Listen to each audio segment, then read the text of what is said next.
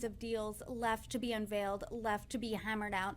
But how now? Let's turn to President Trump. How do voters feel about him 4 months into a second term? Well, it's clear that President Trump has some clear wins, especially when it comes to closing the southern border and immigration. That is seen as the biggest accomplishment by voters in a very, very clear fashion. And in fact, to mark the 100 days of the new administration, we asked voters what are the biggest achievements of the administration to date and what are the biggest failures of the administration to date. And again, I'll read from the statistics, but stopping illegal immigration and closing the border and deporting criminals is widely seen as the biggest achievement that the administration has had so far, period. And I would say by a stretch. But when you look at the biggest failures, voters clearly say that the tariffs, which disrupted the economy, are the biggest failures. And then there's also cautionary notes about Trump going beyond the guardrails, meaning that he's making a lot of executive orders that go beyond his authority. That is a cause for concerns for voters, and frankly, they actually call it out as the second largest failure in the first 100 days, not staying within the guardrails.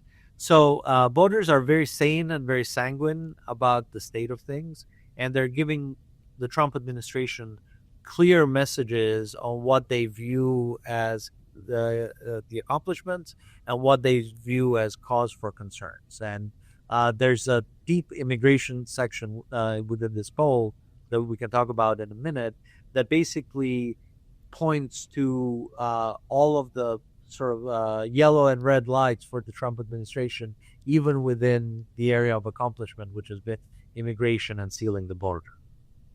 And some of those yellow and red lights, as you said, are him going beyond the guardrails. And this isn't really new to President Trump. He's always, at least, I mean, generously speaking, towed the line, if not completely gone over a line.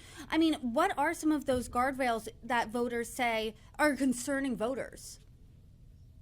Well, let's look at it in terms of the immigration issue, right? On the positive side, 63% of voters support the administration's actions to close the southern border, and 75% support deporting illegal criminals and the judgment that the administration has applied on deporting illegal immigrants.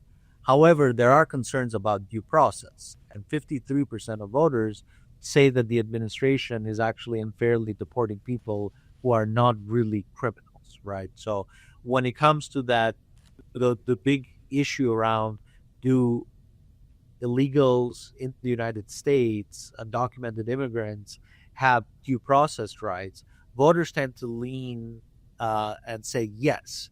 However, they draw the dividing line whether or not there's proven criminal activity or not. So the onus is on the administration to prove that clearly before it takes action. Until then, 57% of the voters in the survey essentially said that they support actions by the Democratic Party to stop deportations and ensure that hearings and trials, aka due process, are taking place before those deportations. And 59% believe that Democrats are supporting human rights and legal rights by doing so.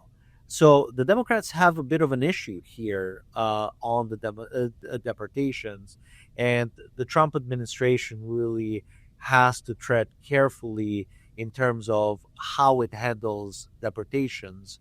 Otherwise, it'll be perceived as them stepping beyond their guardrails, going in controversial of the courts, and they'll take a political hit because of that. And when you break all of this down by demographic, Trump support, Trump policy support, the economy, how people feel about their personal financial situation, what does that really look like? Is it deeply divided based on party? When you look at demos, what are you seeing? That's a great question. I mean, I would say that Trump has a net positive approval for most demographics, except for very young voters, those in the 18 to 24 range, and older voters 65 plus. And this was actually surprising because for most of the voter groups in the middle, they seem to think that he's doing a better job rather than not. Um, he is doing very well with whites. He is doing badly with black voters. And importantly, in the last election, the one voter segment that really made all the difference, or if you were to sort of isolate one voter segment that was the reason why Trump won the election and kind of moved past the finish line, it was Hispanics. And even with Hispanics, he is trailing about 11 points or so. That's in line with his electoral performance, but it's important that uh, he focuses on Hispanics as a voter group going into the midterms, and Hispanic voters are largely economic voters. So again, we come back to the theme of the economy, not disrupting the economy, and making sure that there are wins to show for the tariffs. And voters are split. They're still willing to give Trump time on the tariffs, but the administration has to actually approach this in a much more strategic way and in a much more targeted way rather than as a blanket approach and as a very, very strong sort of deep tariffs position in the beginning, and then let's see where the pieces fall. Voters don't seem to like that so far, and again, it could impact the administration as it starts gearing up for the midterms and starts, defending the position of the Republican Party heading into the midterms.